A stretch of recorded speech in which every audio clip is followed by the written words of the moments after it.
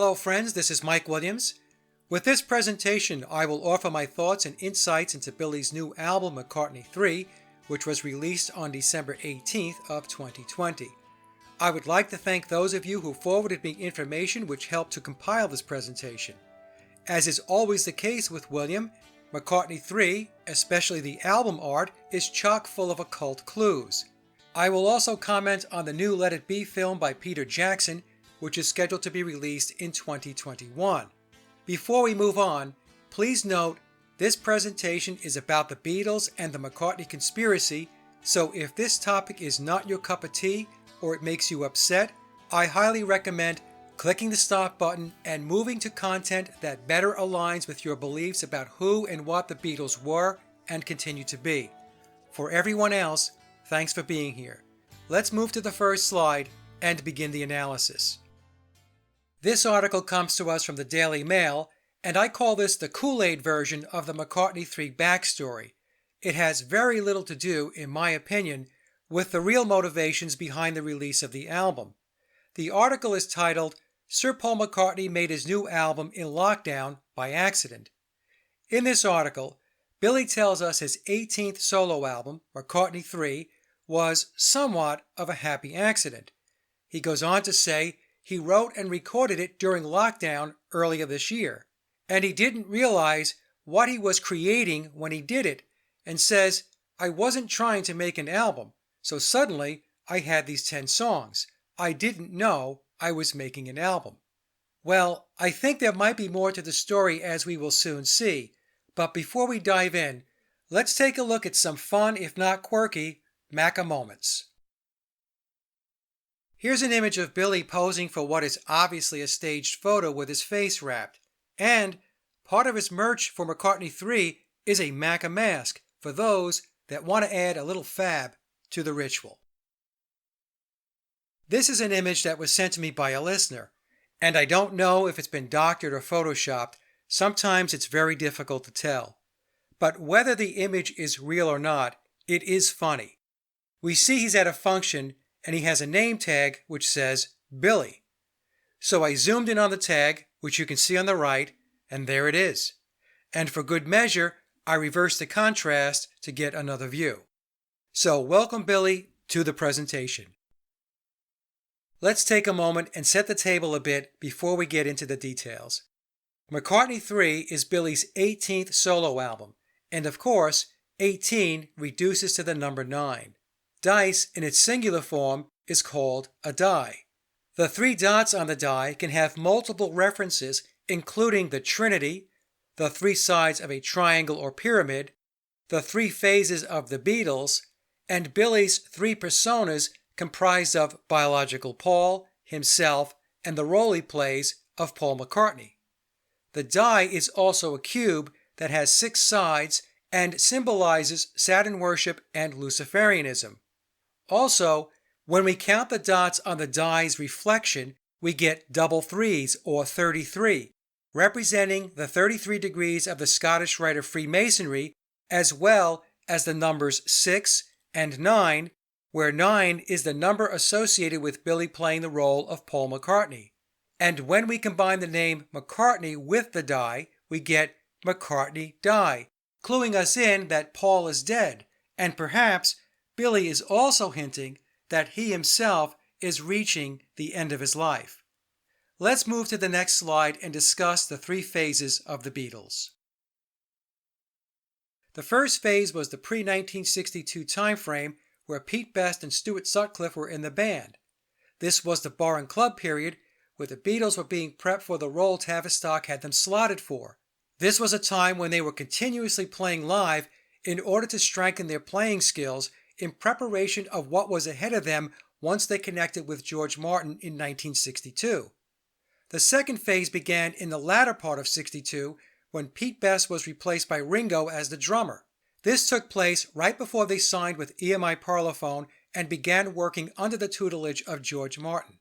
This period had the lads learning the songs written for them as well as credited to them as they took the music on the road to a worldwide audience with major tours and generating the first 7 albums, starting with Please Please Me and ending with Revolver in 1966. This period, which I refer to as the Biopole period, was a major deliverable in the psychological operations timeline as it established the Beatles as a worldwide phenomenon and putting Tavistock's social engineering agenda into overdrive.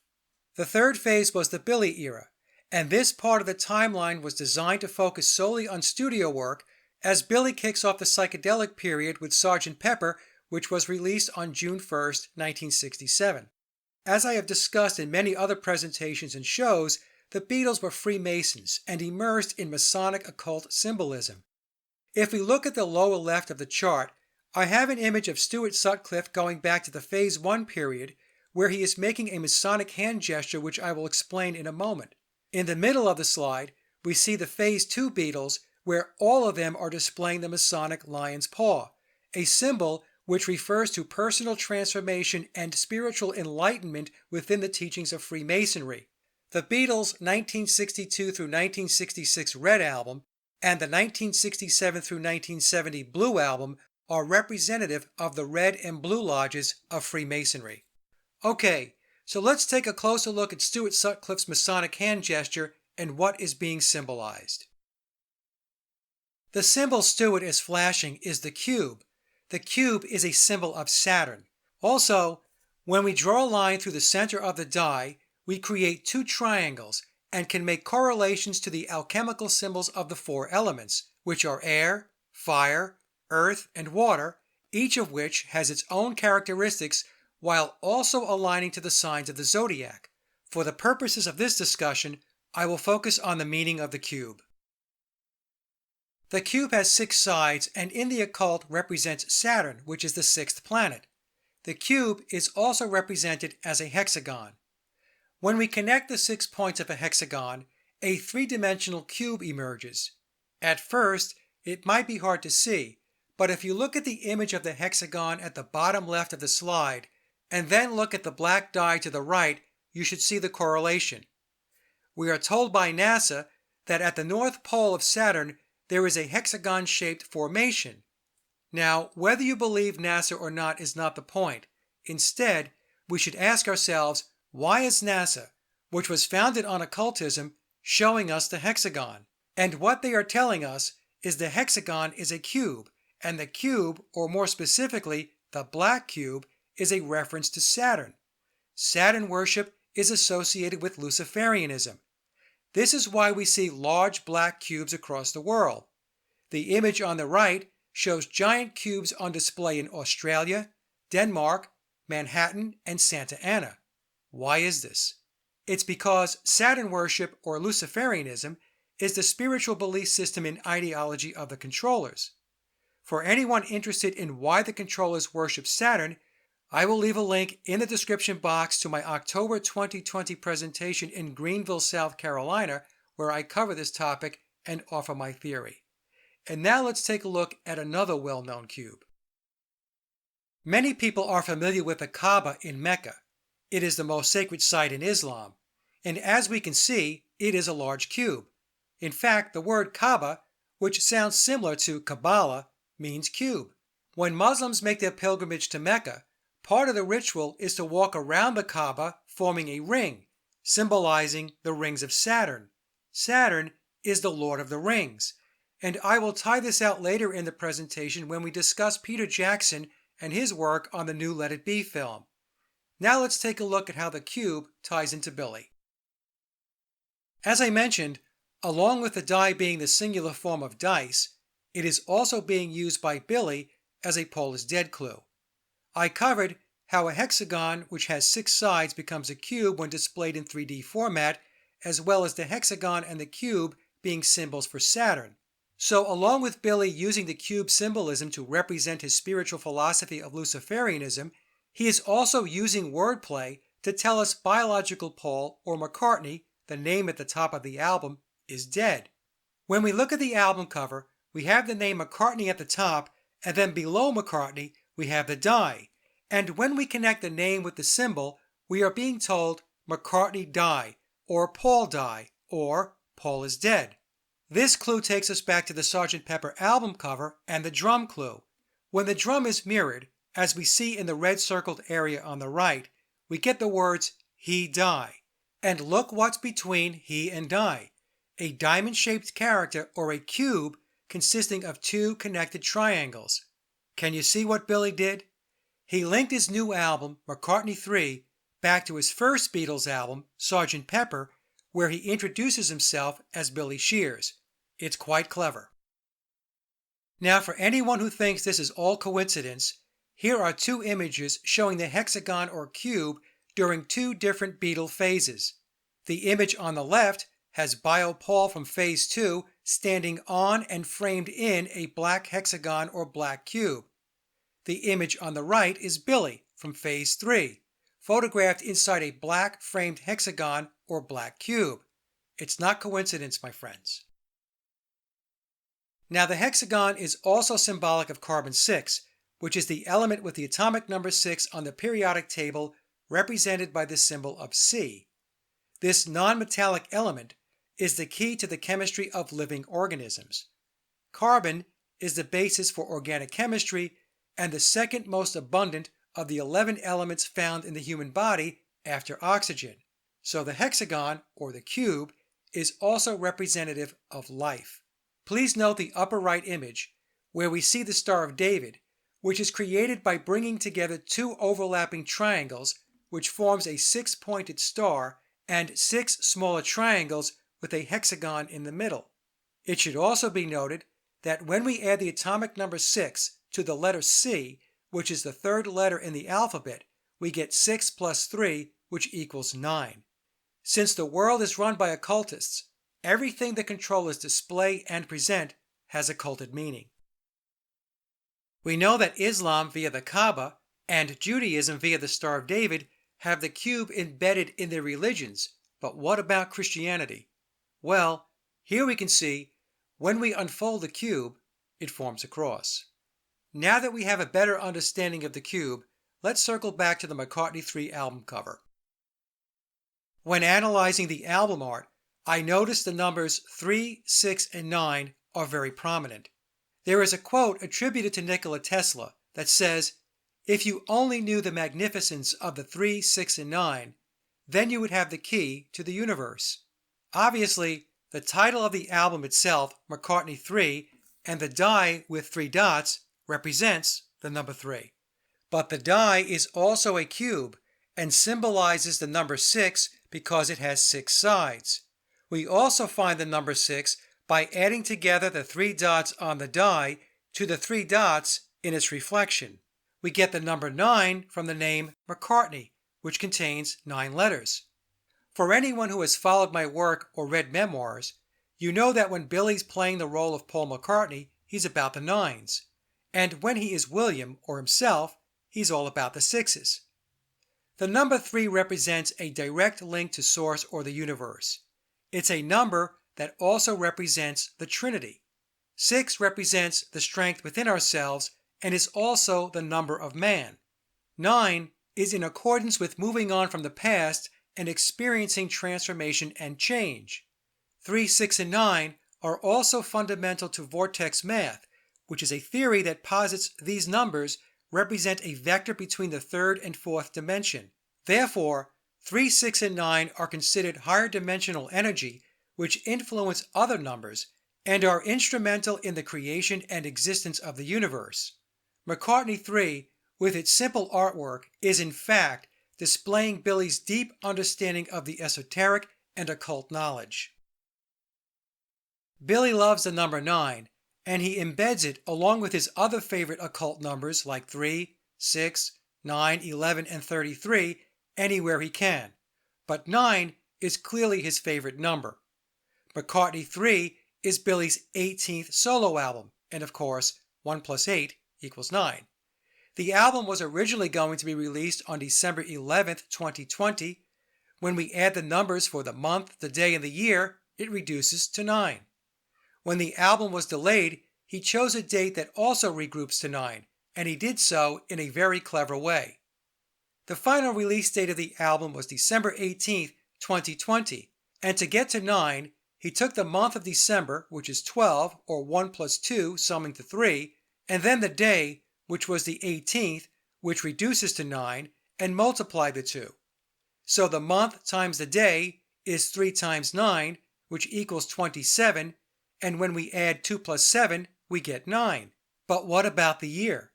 What he did to make sure the entire date regrouped to 9 was this.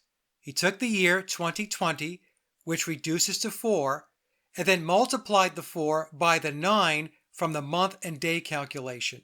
Therefore, 4 times 9 equals 36, and 3 plus 6 equals 9. Now let's break down the album cover even more. The first thing we notice is the black and white motif, which represents duality. We then see the album cover is divided in half. The upper half has a black background and the lower half is a shade of white. This symbolizes two realms, the spirit world and the physical world. It also represents as above, so below. The name McCartney, which represents the number 9, is centered in the spirit realm, symbolizing that biological Paul is dead and this is where his spirit resides. As I covered earlier in this presentation, the 3 dots represent 3 personas, that of biological Paul, Billy as himself, and Billy as Paul McCartney. If we look closely, we can see the die is not centered on the horizontal between the two realms. The die is in fact nudged above the horizon.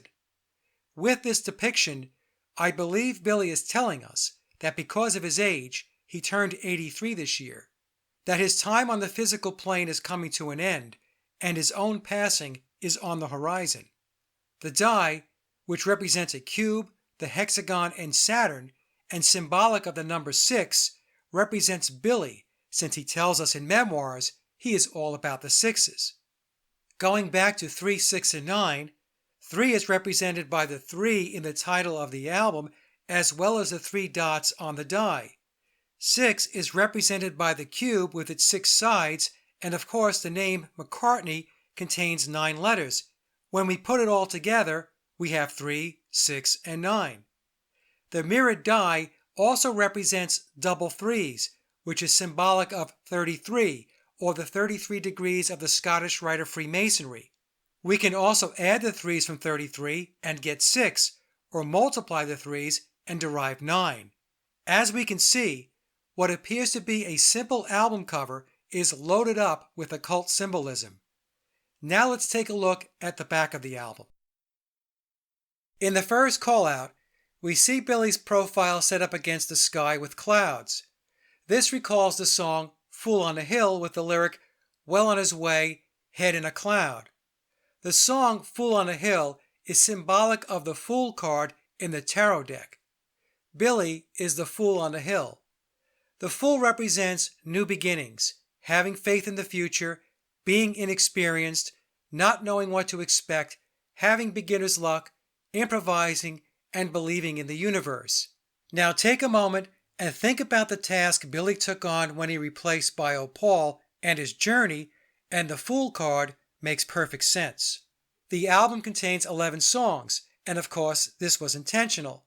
The album also has a total runtime which regroups to 11, and I will cover this in an upcoming slide. In box 3, we have the title of the album McCartney III, which in numerical form is 9 times 3 or 27, and 2 plus 7 equals 9. McCartney III is also placed in the sky above Billy's head, symbolizing Bio Paul in the heavens, and as I mentioned earlier, possibly representing Billy's own death and ascension to the spirit world. When we add the numbers contained inside the barcode, we again get the number 11. If we move to the image on the right, we have the back of a Japanese CD edition of the album, and we can see Billy with his eyes closed, symbolizing being at rest. The Japanese edition contains bonus songs, bringing the total number of songs to 15, which regroups to 6. And the barcode on the Japanese CD, which has different numbers than the barcode on the album cover to the left, also tallies to 11. Coincidence? I don't think so, but you can decide for yourself. I also noticed the sky and cloud symbolism on the back cover is very similar to Lennon's Imagine album, which was released in 1971. Within 9 years of releasing Imagine, John Lennon departed. This got me thinking, Is the sky and cloud symbolism a clue as to how much time Billy has left in the physical world? Let's play with some numbers and see what we find. Imagine was released on October 11th, 1971. I should note that October 11th was the same day the Beatles began the Rubber Soul sessions. The date is important because it represents triple ones as well as the number 3. Now, set aside whether you believe Lennon actually died or not. From the standpoint of the occultist, a symbolic death and an actual death serve the same purpose as it depicts endings and subsequent rebirth. I should also point out that December 8th, 1980, the day of Lennon's death, reduces to 9/11. We get this by taking December, or 12, which is 1 plus 2, and sums to 3, and then adding the 3 to the day, which is 8, and we get 11. And then, when we add the numbers in the year 1980, we get 18, or 1 plus 8, which totals to 9. So Lennon's death was an encoded 9/11 event. I began to wonder if the 3,347 days from the release of Imagine to Lennon's death could have any occult significance or hidden meaning. So I took a look. Thinking it might be possible that the sky and cloud imagery could be a countdown, I added 3,347 days to the release of McCartney III, which takes us out to February 16, 2030, which is a little over 9 years into the future. For those of us who keep a pulse on the controllers and their agenda, we know the year 2030 is a very important date to the elites with regard to their overall deliverables and as an Agenda 21 checkpoint. I then calculated the time between Billy's date of birth, which I have theorized is September 9th, 1937, a date that also regroups to 9/11, and the date of February 16th, 2030. And the result is intriguing. If we round the numbers, we get 33,000 days between Billy's date of birth and February 16th, 2030. This time frame can also be calculated as 92 years or 1,109 months. Since rounding is very common when we discuss age, I found it interesting that the calculations resulted in the numbers 33, 11, and 9/11. Now, this is not a prediction. It's a what-if exercise I decided to run based on the sky and cloud symbolism on the back of Billy's album and the cover of Lennon's Imagine. I'm thinking there might be a correlation since nothing the controllers do is left to chance and everything they do is based in the occult. When folks have asked me my thoughts on when I think Billy might depart this world, I lean toward 90 because of his fixation on the number 9, but 92, which reduces to 11, works just as well. Here's a screen capture of a scheduled interview Billy did with Chris Rock. Notice how the time of 11:45 reduces to 9/11 and how the date of December 17th regroups to 11. As I continue to examine the numbers, I took a look at Billy's McCartney I, II, and III albums and found some interesting results. If we look at the blue call-out boxes, we can see that all 3 albums have run times that reduce to 11. I can tell you this is not by chance, especially across 3 albums. To do this, there was quite a bit of planning, and therefore, it is by design. Then I reviewed the release dates for these albums, and when I looked at the release date of April 17, 1970 for McCartney I, I found the date totaled to 11. For McCartney II, the release date of May 16, 1980 reduces to 3, and I will show you in a moment why I believe he chose the number 3 for that album and what it symbolizes. And last, I mentioned earlier in the presentation, the release date of McCartney III regroups to 9. Like the runtimes, the release dates were very thought out in order to tie back to occult numerology. Here is why I believe the release date for McCartney II reduces to 3. The album cover shows Billy, as well as 2 shadows to the left and right of his head, symbolizing 3 personas. One persona is the center image representing Billy playing the role of Paul McCartney. The shadow images represent two other personas, that of biological Paul as well as Billy himself as William. So Billy is telling us he is a blending or the embodiment of Bio Paul, a disembodied soul, as well as himself, an incarnate soul, both of which are integrated into the character he plays as Paul McCartney. This is also why Billy has displayed images of his feet in sandals, and I will explain this in a moment. We again see the 9/11 symbolism when we decode the top right text containing the name of the album, McCartney II, where McCartney, as we know, contains 9 letters, and the 2 is symbolizing 11. Therefore, McCartney II represents 9/11, as well as the master number 11. So the release date reducing to 3 is linked to the 3 personas that make up Billy and why the McCartney II album cover depicts 3 people. Now, one more slide on numbers, just in case there are still people watching who think it's all coincidence. I already showed the run times of the McCartney I, II, and III albums, all sum to 11. But let's take a moment and focus on McCartney I and look at the beginning and end dates of the recording of the album to see if there are any numerical patterns. Billy began recording McCartney I on December 1st, 1969, and recording ended on February 25th, 1970. From beginning to end, Billy spent 87 days recording the album. We can also state the 87 days as 2 months and 25 days. This is interesting because 87 is 8 plus 7, which equals 15, which is 1 plus 5, summing to 6, or the number Billy associates with himself. Also, 2 months and 25 days sums to 9, the number which represents Billy playing the role of Paul McCartney. So we have 6 and 9, or the numerical representations of William and biological Paul. But the numbers get even more interesting. If we look at the call-out box on the right-hand side of the chart, we can see the 87 days, when calculated in seconds, reduces to 9, which is also the case for total minutes and hours, while the total number of days, as well as total weeks, regroups to 6. Very well planned indeed.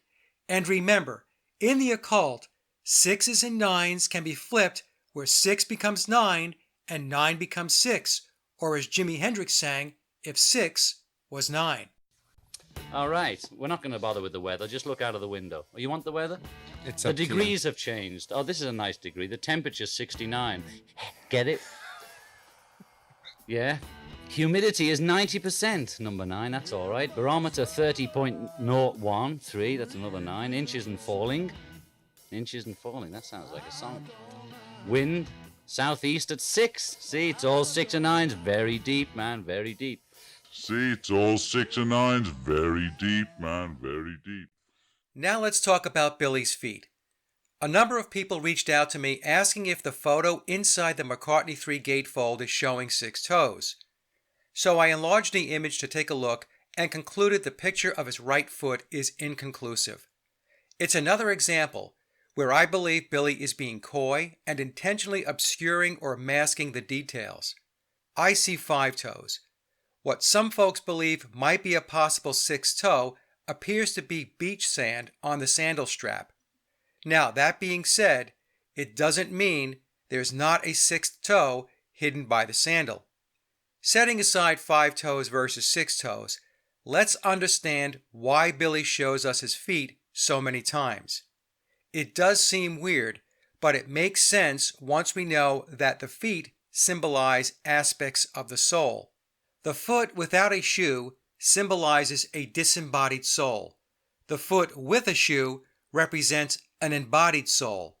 Thus, a shoe takes on the symbolism of the body and is symbolic of form.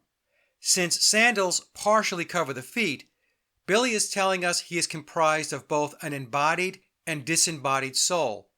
The embodied part of him is himself, or William, and the disembodied part of him is biological Paul. So William and Paul are the personas behind the third personality, that being the character of Paul McCartney. This ties back to the McCartney II album cover we spoke about in the previous slide. And by the way, Even if Billy has 5 toes, his feet are very different than biological Paul's. In Billy's Find My Way video, which is a song from McCartney III, we see lots of mirroring where he's playing both left-handed and right-handed. This is more symbolism reflecting the two personas he embodies. The left-handed version of Billy is Paul, and when he plays right-handed, he is William. In the occult, mirroring is also referred to as scrying. When an occultist combines energies such as the sun, the moon, and water, this is believed to give the practitioner the ability to call on or use specific spirits or energies through the mirror, which is considered a portal. Billy's Find My Way video is filled with occult symbolism.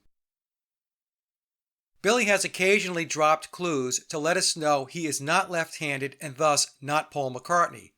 The image to the left is Billy playing right-handed from the Find My Way video. To the right is a screen capture from Anthology where we again see him playing right-handed. In the center is an image I captured when his book Hey Grandude was released, where we can see a book signing poster showing him holding the bass right-handed. In the video, Billy is playing left-handed and the clip is mirrored to show him playing right-handed. I came to this conclusion because his wedding band is on his left ring finger throughout the video. In the screen capture above to the left, we see his wedding ring is on his right hand, which means the video was mirrored since wedding bands are worn on the left ring finger. I know this is hard to see in the image above, but if you slow the playback on the video to 25%, you should see the ring. I believe this to be the case with the scene from Anthology as well. It's important to note that in his public appearances, which includes videos, Billy is going to play left-handed. But also keep in mind, a music video is not the recording of the song. In Memoirs, Billy tells us he records right-handed. I had a person contact me who did work with Billy back in the 1980s. When this person walked into the studio, they found Billy playing his guitar right-handed. My contact was curious at his ability to play so adeptly from the right side and asked him about it. Billy replied that since left-handed guitars were hard to come by in the early days, that he learned to play both ways. Of course, his explanation made no sense. All a left-handed guitarist needs to do is reverse the string orientation and then flip the right-handed guitar around so it can be played left-handed, just as Jimi Hendrix did. His response was as nonsensical as his explanation as to why he walked barefoot across Abbey Road on a hot day. We all know this story. He explained it was so hot that he took off his sandals. Well, if it was so hot, you would keep your sandals on, otherwise you run the risk of burning your feet. The reason Billy was barefoot for the Abbey Road photo shoot was because he was supposed to be barefoot, and the reason he was playing right-handed in the studio is because he is right-handed. Here's another capture from Billy's Find My Way video. Here we see him inside the pyramid symbolizing his philosophy and allegiance. And we also have the left-handed, right-handed mirroring once again. The pyramid image appears 42 seconds into the video with 3 minutes and 8 seconds remaining. 4 plus 2 equals 6 and 3 plus 8 equals 11. And when we multiply 6 times 11, we get 66, or the number of degrees that Billy tells us via Memoirs that make up the Pyramid of Power. The image on the right has 25 images. When we add 2 plus 5, we get 7, which in the occult represents the number of the enlightened human.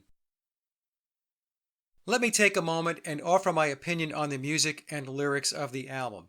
Now, what makes music resonate with someone is very subjective, so what appeals to me may not appeal to another. So my words are not to be viewed as a review or critique of the music, it's just my personal opinion. I purchased the vinyl version of McCartney III. I found the production of the album, including the pressing of the vinyl itself, to be excellent. In fact, the vinyl pressing is audiophile quality. Overall, I found the songwriting to be okay. Musically, nothing stood out for me, but it is a decent album. I do factor in that Billy is 83, and after 60 or so years of performing, I feel compelled to cut him some slack. As an example, because of his age, his voice is not what it used to be, so I'm not expecting to hear vocals from his Wings days. so I tried to set reasonable expectations. His performance on the album, if he did indeed play all the instruments, is very good. As I mentioned, there are 11 songs, and the lyrics are personal and introspective. He sounds like a man who is reflecting back on his life. The lyrics do not come across as down or sad, but thoughts coming from a man who, whether you love him or hate him, has had one unbelievable and colorful life. Some of the songs I found interesting were Long-Tailed Winter Bird, where I believe Billy is alluding to the three personas I have discussed in this presentation. Find My Way, he includes a lyric where he walks toward the light. In the song Sliding, Billy tells us he is who he wants to be. The song Deep, Deep Feeling is very reflective. The song The Kiss of Venus is a reference to the morning star or Lucifer. And I liked Seize the Day, where the title itself is self-explanatory. The last song, Winter Bird When Winter Comes, begins with the lyric, Must fix the fence by the acre plot, two young foxes have been nosing around. And this had some of us wondering if Billy is referring to the standing stone on his farm, with the two young foxes being John Lennox and his wife who visited the farm as part of Steve Farber's research into the stone. It's just a thought. So overall, I found the album to be enjoyable. Let's now move to the McCartney III summary slide, and then I will share some thoughts on the new Let It Be film by Peter Jackson. So in summary, McCartney III is Billy's 18th solo album, and of course, the 18 reduces to 9. The McCartney III album art contains occult symbolism. There are Paul is Dead clues, but also clues suggesting Billy is preparing for his transition from the physical world to the spirit world. The die on the album cover represents a cube or hexagon and is symbolic of Saturn Worship and Luciferianism, which is Billy's spiritual philosophy. The numbers 3, 6, and 9 are prominent, symbolizing higher levels of consciousness. The master numbers of 11 and 33 are also embedded. Billy's Find My Way music video is filled with occult symbolism. And the song lyrics from the album come across as personal, introspective, and reflective as Billy looks back on his life. Now let's take a look into the new Let It Be film by Peter Jackson. Many Beatle fans know that a new Let It Be film is in production, which is currently scheduled to be released in August of 2021. The director of the film is Peter Jackson. Here's a synopsis of his background, which comes from Wikipedia, along with my own commentary. Peter is a New Zealand film director, producer, and screenwriter. He is best known as the director, writer, and producer of the Lord of the Rings trilogy and the Hobbit trilogy. And back earlier in his presentation, I mentioned that Saturn is also known as the Lord of the Rings. Peter has the title of Sir Peter Jackson, which means he has been knighted. He has received the Order of New Zealand and the New Zealand Order of Merit, both of which are in recognition of outstanding service to the Crown, so Peter is clearly in the club.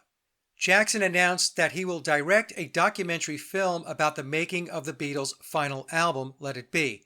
And to add my own footnote, technically speaking, Abbey Road was the final Beatles album to be recorded. He's going to transform the footage with modern production techniques to display a new side of a period on the Beatles' history, which is usually remembered as highly conflictual. The Wikipedia entry goes on to say that most, that's an interesting word, most of the footage used was originally recorded for the 1970 Let It Be documentary.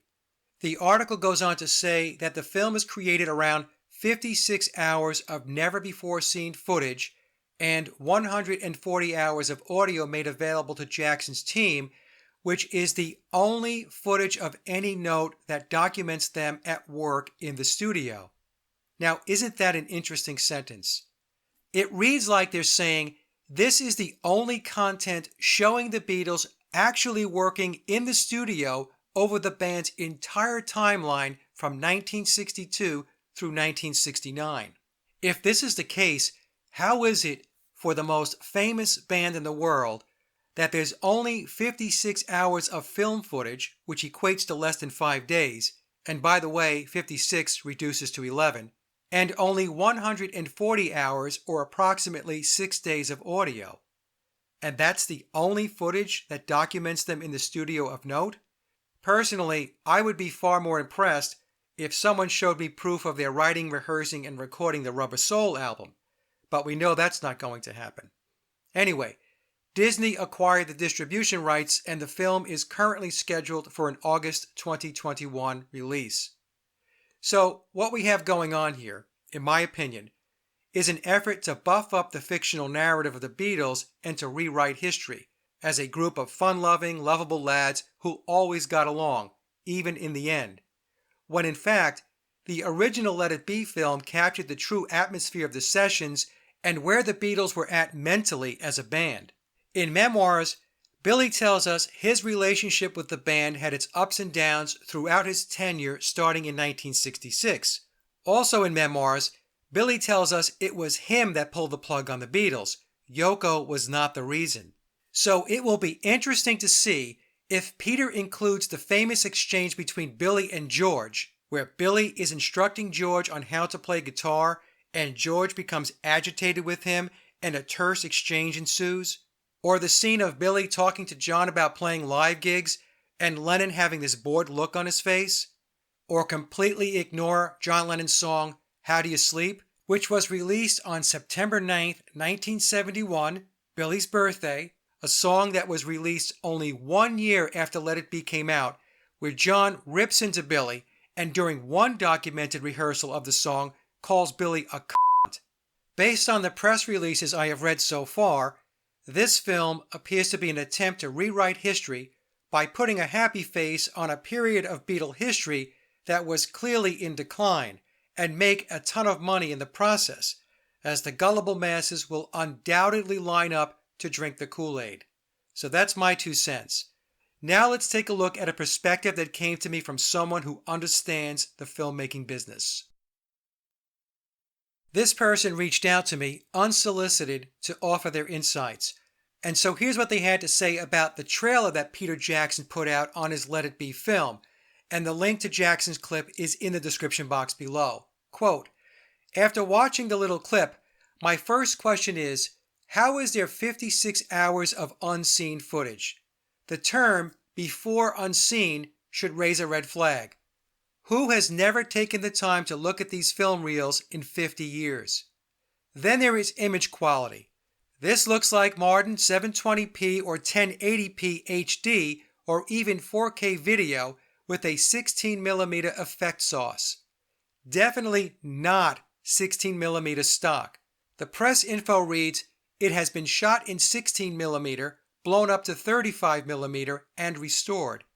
Yes, but 400 ISO film resolution noise cannot be deleted by simply blowing up to 35mm.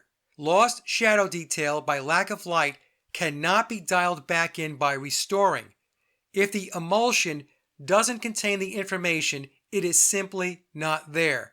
They brought back contrast like impossible. There's a lot that can be done nowadays in bringing back completely out of focus images into super sharp images. Post-edit color balancing, shifting or replacement, image stabilizing, green screen effects, all is possible. There's a whole lot that modern-day computer render farms can do, especially by someone with the clout of Peter Jackson. I am most aware of what is possible with deep fake technology. I bet Jackson can bring back my deceased grandmother in 4K 60 frames per second quality in super surround sound. When you look at this clip with a woke eye, it doesn't feel right. It feels like a Fast and the Furious production of The French Connection. It is not organic. Obviously, it isn't from one day of filming. It's all contrived and so very staged. This whole Jackson presentation is also contrived. And this person is referring to Jackson's promo clip. The link is below. It screams at the viewer, look, we are editing original Beatles material.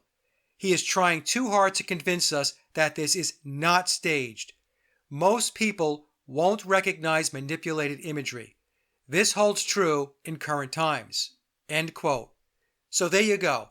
This coming from someone with expertise in filmmaking. Thank goodness for awake people.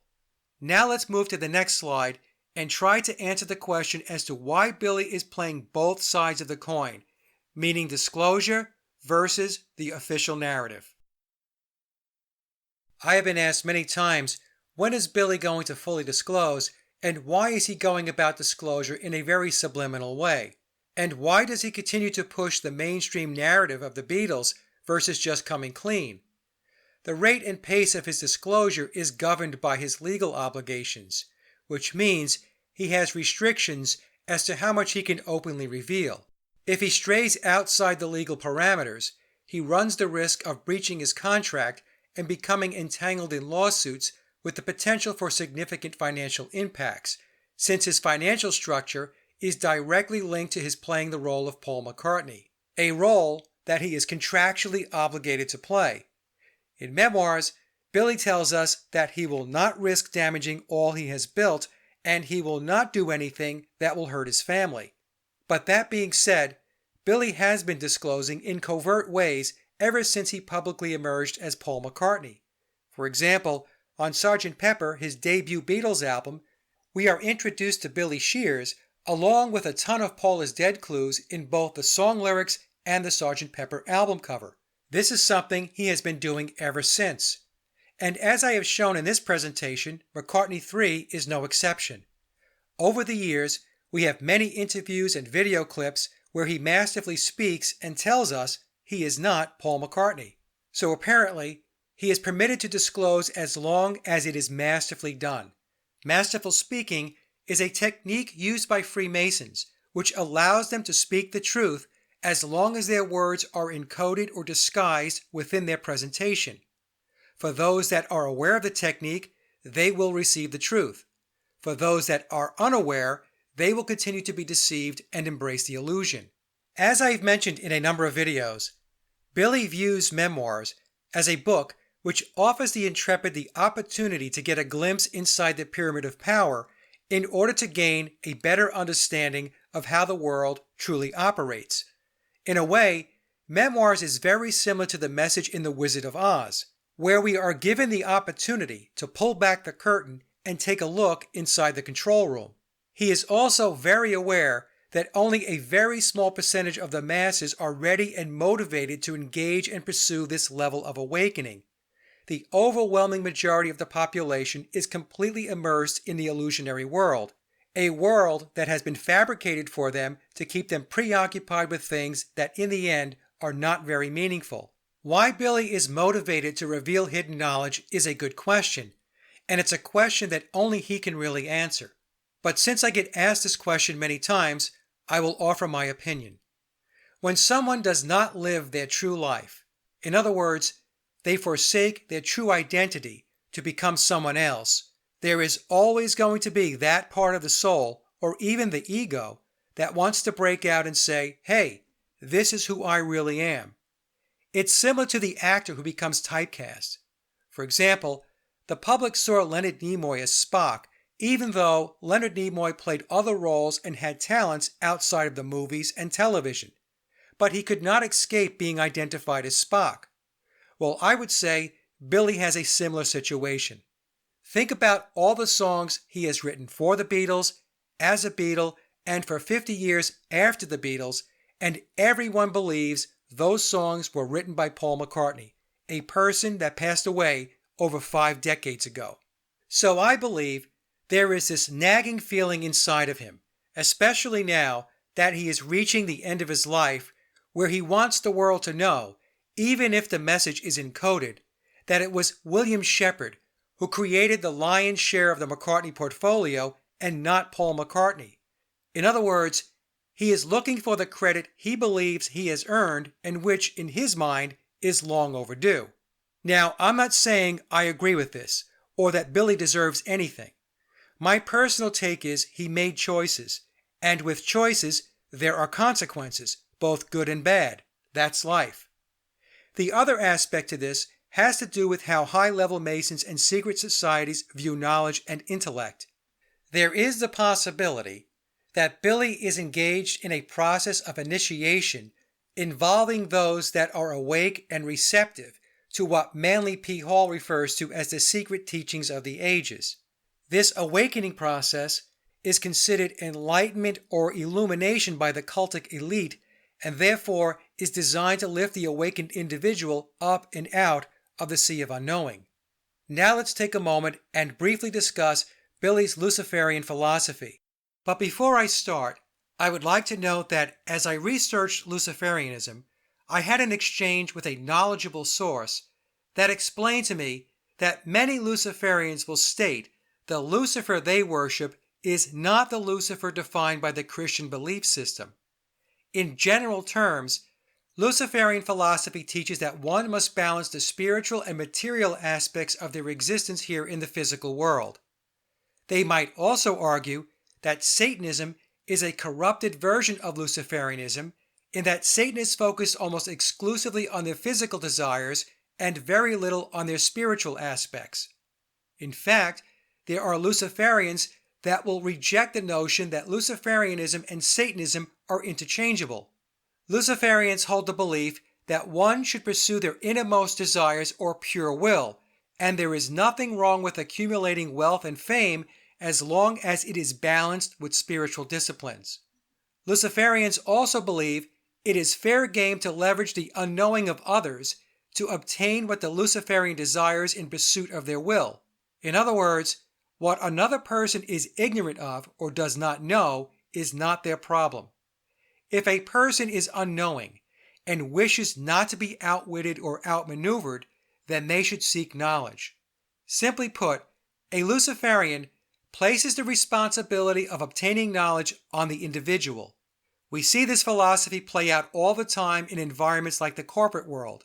Luciferians also believe in harnessing the energy and focus of the collective to manifest their physical world desires. And to a Luciferian, energy is energy.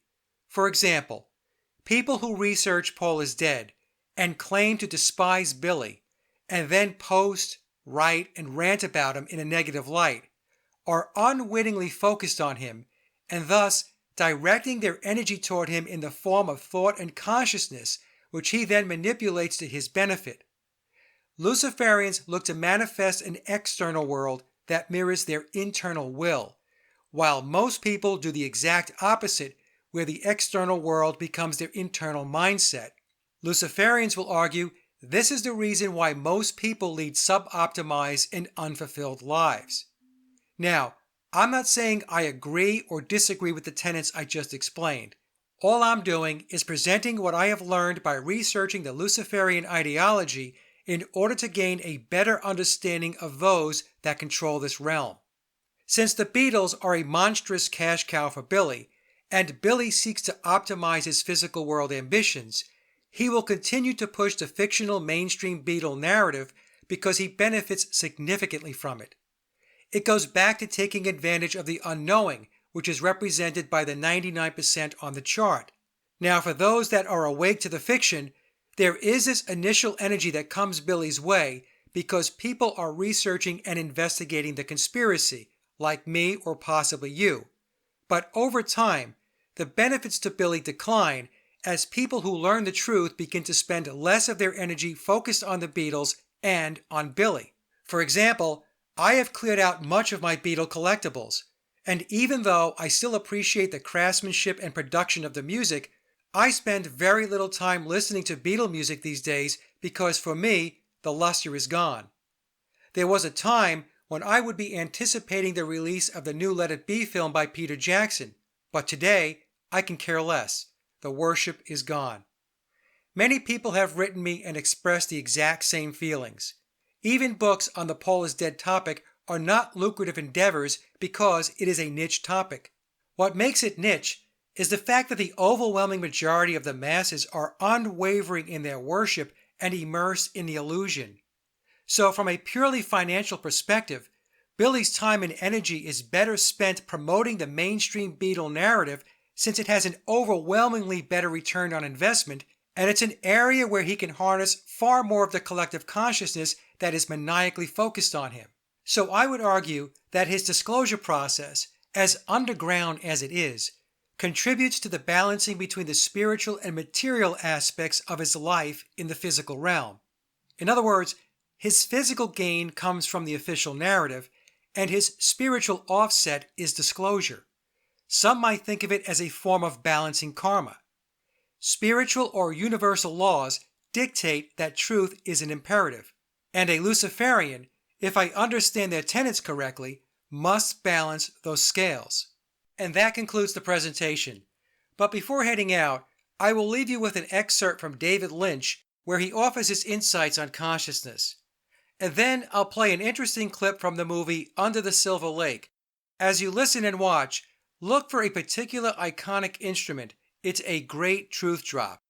And then we will close with the song Ghost Rider from the band Famous Groupies, whose new release, the Furry White album, is filled with a splendid collection of wing-sounding music. And I do believe Kirkcaldy and friends are telling us a little something. The link to their website and music is in the description box below. Thanks for listening. Thank you very much. It's good to be here in Boston, and thank you very much for coming here tonight. Hi. Hi. Yeah, I teach film, I make films. I would like to know, I'm not a meditator. What does meditation, can you say anything about how meditation might connects to your creative process or might help the creative process of my students or myself? Yes, I can. Will you? Yes, I will. Tonight's talk is consciousness, creativity, and the brain. And if you have a golf ball-sized consciousness, when you read a book, you'll have a golf ball-sized understanding. When you look out, a golf ball-sized awareness. And when you wake up in the morning, a golf ball-sized wakefulness. But if you could expand that consciousness, then you read the book, more understanding. You look out, more awareness. And when you wake up, more wakefulness. It's consciousness. And there's an ocean of pure, vibrant consciousness inside each one of us. And it's right at the source and base of mind, right at the source of thought, and it's also at the source of all matter. So what does it all mean? Come and sit down. Here.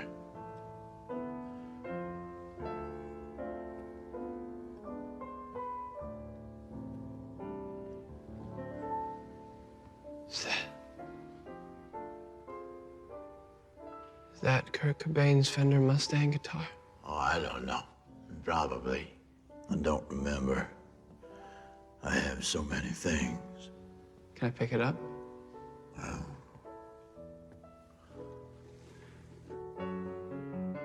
I don't always worry what the message is. I just pass it along. I slip it between the notes, hide it away from people that know it's there. You're saying you've done this before? Codes? I wrote the music your dad grew up to. Half of what you sang along to as a kid, and I'm still doing it. And these teenagers are dancing to my music. I want it that way. Tell me why. You're telling me there's hidden messages in old pop songs? Movies, television shows, everything you know. Why? That's pop culture, isn't it? Floats away like tissue paper. Yeah, I blow my nose. I find a used Kleenex, I recycle it, and there is your wedding song. Here it comes. I want to know what love is. And I want you to show me. What are the tunnels for? Is there gonna be a war? Oh, hell, I don't know. I'm just trying to make a living, earn a few dollars. But you have everything.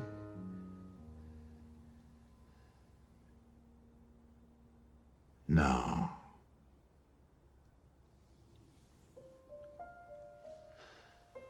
You know this girl? Well, isn't she pretty? Earth angel, earth angel. She was killed, Oh, won't you be mine? Well, along with Jefferson Sevens, but I think you already knew that, no? No, I did not. I don't care what's fashionable or cool. It's all silly and it's all meaningless. I created so many of the things that you care about. The songs that give your life purpose and joy. When you were 15 and rebelling, you were rebelling to my music. Uh-oh. That's one you know.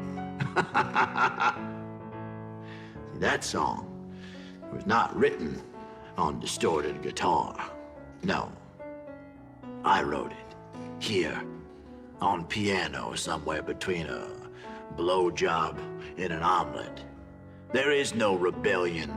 There's only me earning a paycheck.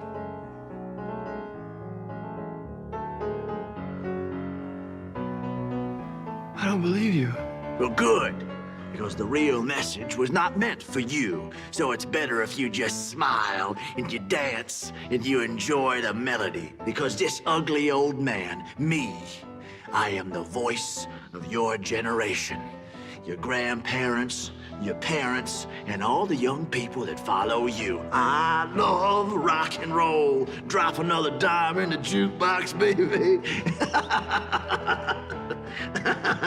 Oh, look at you. Everything that you hoped for, that you dreamed about being a part of, is a fabrication. Your art, your writing, your culture is the shell of other men's ambitions, ambitions beyond what you will ever understand.